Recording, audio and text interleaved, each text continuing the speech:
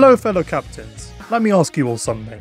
What does a rebellious heiress, an angel on Earth, and a cybernetically enhanced homie lover have in common? Well, probably a few things: friendship, camaraderie, and love for each other. But the true answer, in my opinion, is growth, even though I just used two synonyms.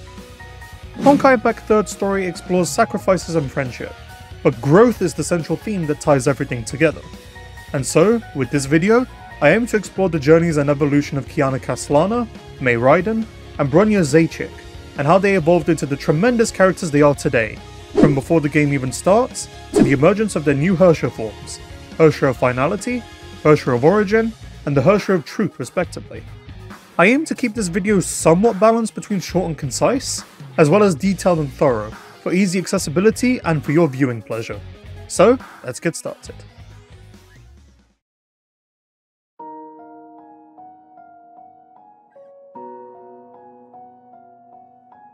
Okay, I lied earlier. There's another thing that these girls have in common, and to ignore that would be to ignore the beginning of their entire journeys. This other common thread between the three girls are, sadly, painful childhoods. Kiana had lived a childhood that was somewhat emotionally neglectful. After being rescued by her father, Siegfried Kaslana, whom was in grief for not having saved his real daughter, she was treated somewhat bluntly, with Siegfried refusing to give her an actual name due to this. Mei originally had a pleasurable childhood, until all that was taken away from her when her father, Mei Raiden, was framed for misappropriating funds by Kaio and was sentenced to prison. This not only unbalanced the young Mei's mind, but also unfairly damaged her reputation to the point where she was constantly bullied and made lonely for being a quote-unquote criminal's daughter. Bronya barely had a childhood to speak of. Almost immediately after she was born, in the same year of 2000, the second Honkai eruption occurred, causing much of her home country of Siberia to fall into disarray. This led to the country having to be forced to rely on child soldiers in order to sustain themselves, which, naturally, included Bronya, turning her into a cold-blooded killer and assassin.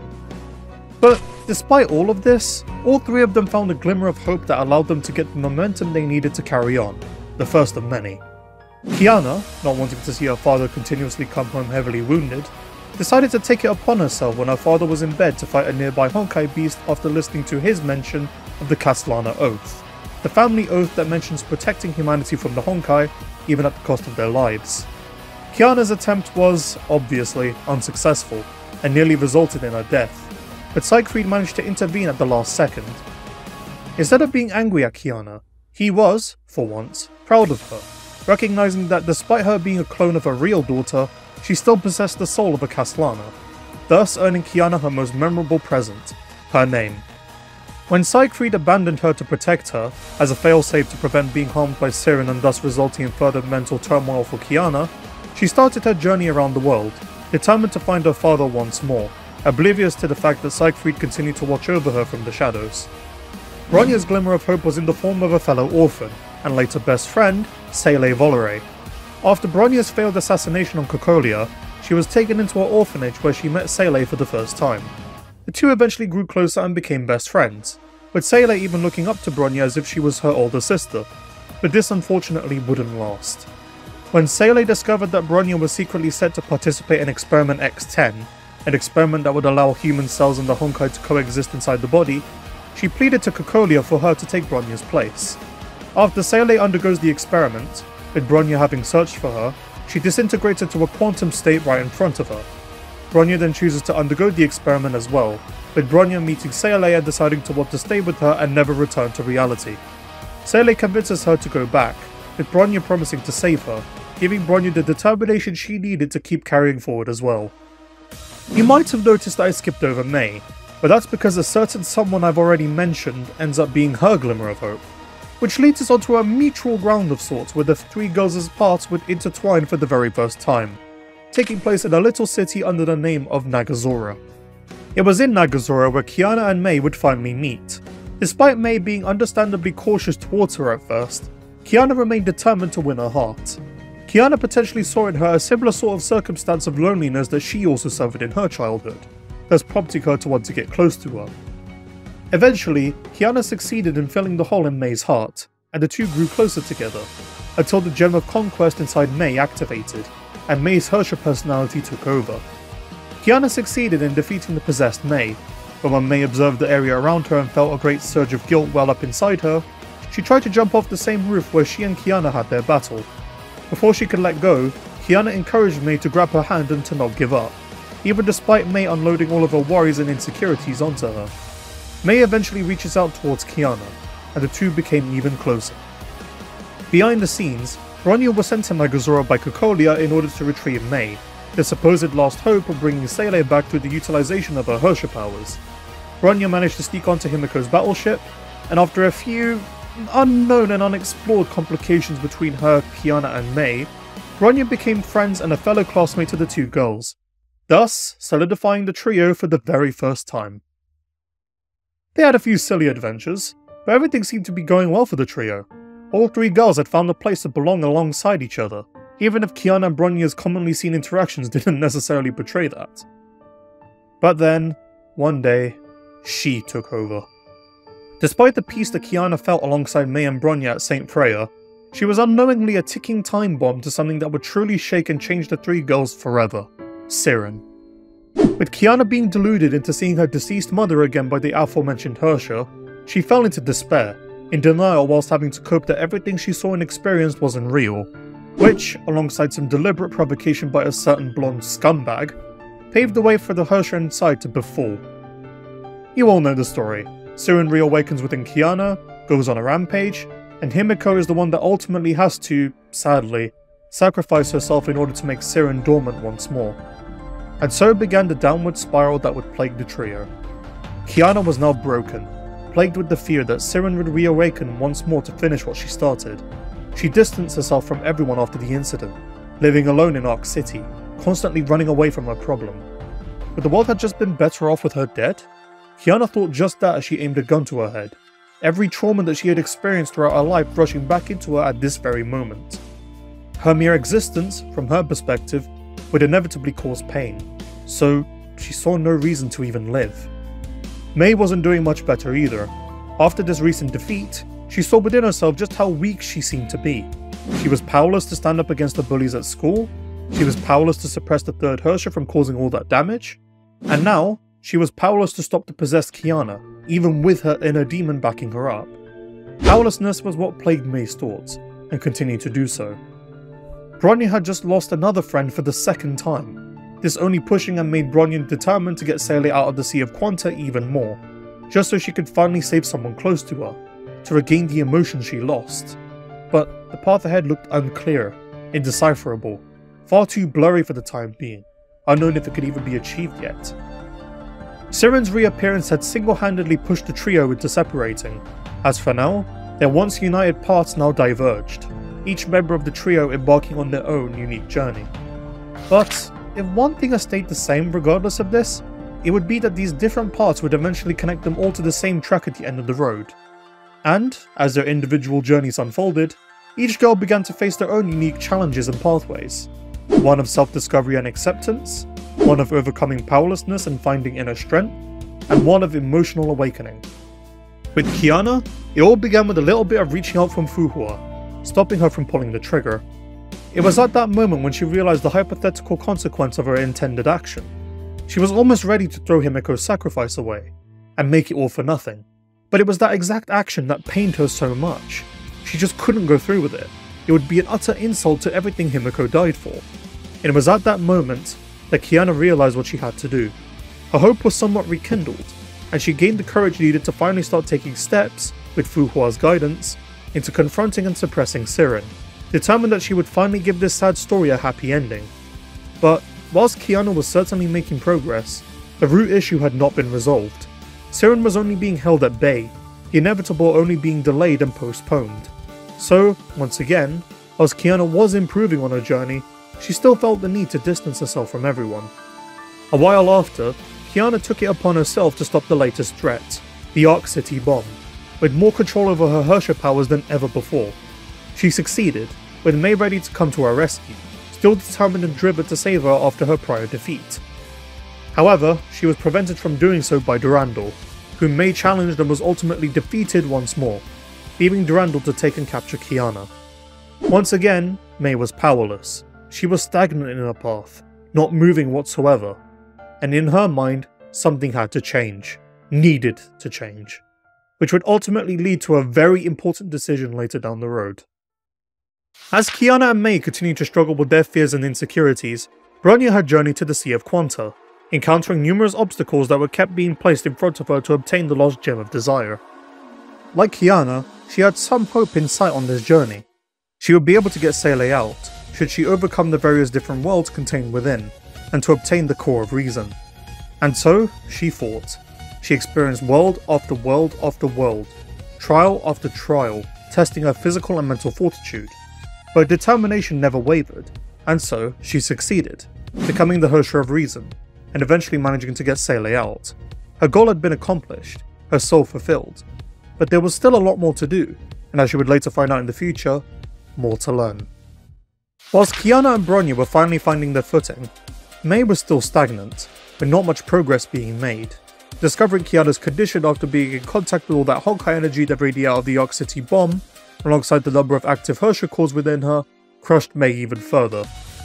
There was only so much she could take of her powerlessness over her situations, and so the perfect opportunity arrived thanks to the organisation called World Serpent, and more specifically, Kiana Kaslana.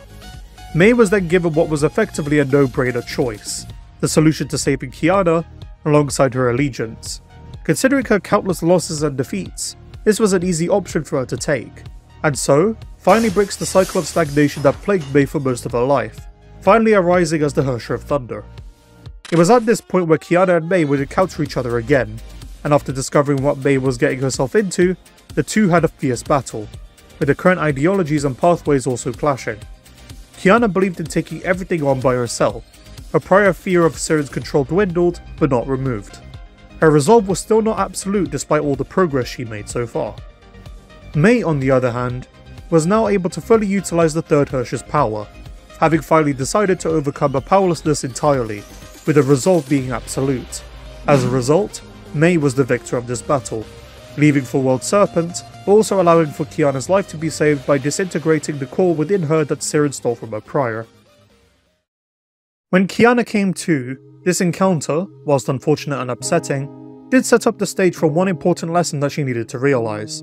As much as she wanted to save others, there were also others that wanted to save her in return. She couldn't keep going on this path by distancing herself from others, or by continuously attempting to throw her life away to protect them. She was integral as much as anyone else, but this lesson wouldn't sink in right away, for the root cause was still far from unresolved. As Bronya found fulfillment in her journey, and with not much else to progress her forward currently outside of mastering her own Herrscher powers with Welt Yang, her predecessor, her path linked her back up with Kiana, whom also needed to master her own Herrscher powers. And so, they ventured to Mount Taijuan under a suggestion by Fuhua, without knowledge of the Herrscher of Sentience already running about. With Kiana and Bronya encountering her, they sought out to defeat the confused Herrscher. Bronya, despite all her well-earned power and fulfillment, was easily defeated, with Kiana being far more familiar and adept with Fuhua's teachings, as well as knowing the edge of Taijuan technique, she managed to subdue the Herrscher. But in doing so, began Kiana's realization of her great hypocrisy, her family's greatest hypocrisy, one which stage was set back during her recent encounter with Mei. Fuhua intended to sacrifice herself to seal the rampant Herrscher away. For the first time, Kiana could finally see where her actions would have eventually had taken her, should she had continued her reckless and selfless actions, and how her friends would have reacted to this by experiencing the potential loss firsthand. And so, her resolve strengthened, intent on never letting anyone around her ever sacrifice their lives ever again, herself included. Kiana was progressing in her path much more than ever, the end of her current path and salvation nearly being in sight. But there was still more work to be done. Despite everything she had accomplished, she had yet to fully deal with the monster that remained dormant within her. And whilst Bronya had achieved what she had set out to do, it was clear that she needed to be able to keep up, and so began an even higher level of intense training of mastering her own Herrscher powers. With Siren constantly on the somewhat isolated Kiana's mind, still somewhat distancing herself from others due to her fear of being shunned by them, what better time was there for the Theatre of Domination to open and provide its tickets? For the show that would be playing would be one based on the hopelessness, failures, and negative emotions that the Herrscher of Dominance's victims felt. And who better to be the guests of honor than Seele, Bronya, Mei, and Kiana? Unlike the other Herrschers and enemies that the trio had encountered, the Herrscher of Dominance resorted to internal attacks rather than external, This was no longer a mere physical battle, but a mental struggle that would truly test the conviction and fortitude of the trio. Mei, having true conviction, and being able to finally let go of a powerless past, was the most effective at combating the Herrscher. Her mind was set and unwavering, and so, the Herrscher failed to deal with her in any sort of meaningful capacity. Bronya and Sayele, unfortunately, did not see the same level of success. Once again, whilst Bronya had finally managed to save Sayele and regain some of her emotions back from doing so, she still had her insecurities, despite her pathway leading to eventual success. She hadn't been able to win even a single battle afterwards. As one of the Herscher's puppets aptly put it, lost to the leader of World Serpent, trapped in the Sea of Quanta, and put to sleep facing the Herrscher of Sentience. In a way, Bronya was undergoing a miniature version of what Mei underwent before she truly awakened. Despite this though, as also stated by the Herrscher of Dominance, she still finds herself a tough fighter. Even through all of her losses, Bronya never wavered, and remained determined to improve herself. And while she would also lose this battle as well, this only fed into Bronya's determination to improve. Her heart and will were made of steel, and remained unbending. The same could not be said about the one who was the most vulnerable to the Herscher's mind games, Kiana. This was where all of her fears and wounds came back to haunt her at full force. She was reminded of Himiko's traumatic sacrifice, Sirin was reawakening within her once more. Kiana was no longer suffering the nightmares she continuously had when she was younger. No, these nightmares were now fully becoming a reality, and it was time for Kiana's ultimate test. She had to confront all her fears head-on and simultaneously, or she would be consumed. And so, Kiana made a decision. She decided that now was the time to finally face Sirin head-on in a mental battle, all of Fuhua's training preparing her for this very moment. To no longer run from facts, but embrace that she was effectively a reincarnation of Sirin, and Sirin's human desire for a second chance at life as Cecilia Shariak's daughter. Kiana was pushed to her limit and then some, but her determination and acceptance was far greater than Sirin could even comprehend. And so, the second Herrscher Core chose Kiana over Sirin, finally allowing Kiana to defeat the monster that plagued her for her entire life once and for all. Even more impressively, Sirin even conceded to Kiana, choosing to no longer interfere in her life, disappearing from her mind for what seemed to be good. With Kiana finally having solved her root cause, there was just one avenue in her heart that she had to look into and also accept: Himiko's sacrifice. After finally being able to say goodbye to the one she held so close in her heart since that day, Kiana inherited Himiko's will, the flame inside her sparking and igniting to unprecedented levels. But she would not make the same mistake she made after confronting Himiko's memory the first time in Arc City. She had no need to run anymore. She had no need to distance herself from her friends anymore. And so, accepting the help of Bronya, Fuhua, Himiko, and combining it with her own determination and fiery spirit, erupted as the Herrscher of Lamzicon, and finally overcame and defeated the Herrscher of Dominance. Kiana had won. Her path was finally fulfilled. She could now join alongside Bronya's path, but she still had work to do, especially if she wanted to be accepted by the world that was still terrified of her.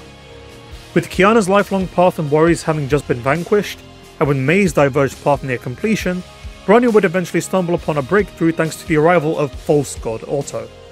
Finally, Bronya had the opportunity to confront the cause of her countless defeats, not comprehending the truth behind the Herrscher of Reason's legacy.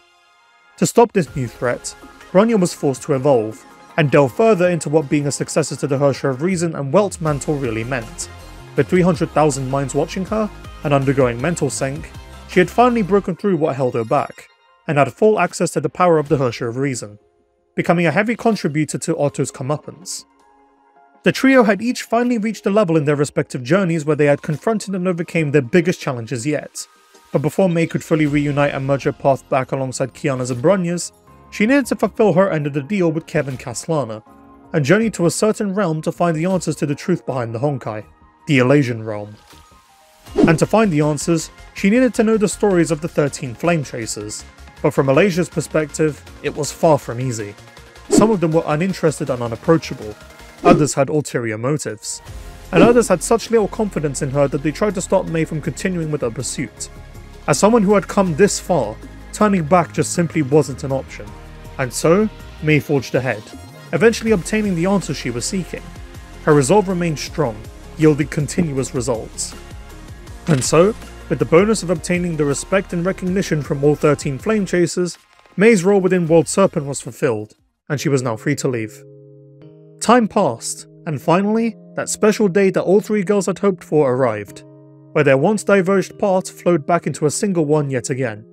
Within the Sea of Quanta, the trio reunited, all of them significantly stronger and more mature than before.